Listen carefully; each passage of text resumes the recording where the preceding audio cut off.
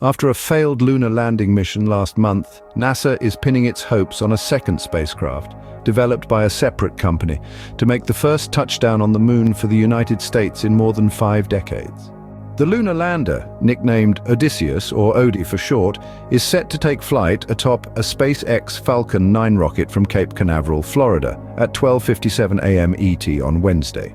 The rocket will propel the spacecraft into an oval-shaped orbit extending out to 380,000 kilometers, 236,100 miles around Earth. It will amount to a high-energy fastball pitched towards the moon, as Intuitive Machines CEO Stephen Altemus put it. Once in Earth's orbit, the lunar lander will separate from the rocket and begin venturing on its own using an onboard engine to boost itself on a direct trajectory toward the lunar surface. Odysseus is expected to spend a little more than a week free flying through space, with an attempt to touch down on the lunar surface expected February 22nd. If successful, Odysseus would become the first US spacecraft to make a soft landing on the moon since the Apollo 17 mission in 1972.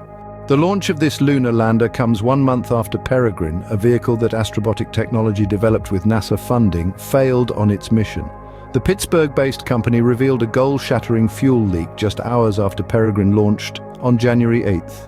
The spacecraft burned up in the atmosphere as it careened back toward Earth 10 days later. But NASA has sponsored the creation of a small fleet of privately developed lunar landers as part of a program the space agency calls CLPS, or Commercial Lunar Payload Services. In CLPS, American companies use their own engineering and manufacturing practices instead of adherence to formal and traditional NASA procedures and NASA oversight, explained Joel Kearns, the space agency's Deputy Associate Administrator for Exploration in NASA's Science Mission Directorate. CLPS is a test of that philosophy. The program's aim is to develop lunar landers under relatively cheap fixed-price contracts, in the hopes of using the spacecraft to give the US a presence on the moon as a new international space race heats up. China, India, and Japan are the only nations to have soft-landed vehicles on the moon in the 21st century.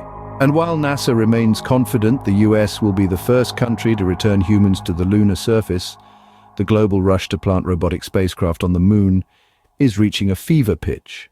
What separates NASA's approach from others is the way it has embraced commercialization. The idea that multiple spacecraft can be developed more cheaply and quickly, with private industry competing for contracts, than if the space agency were to develop its own.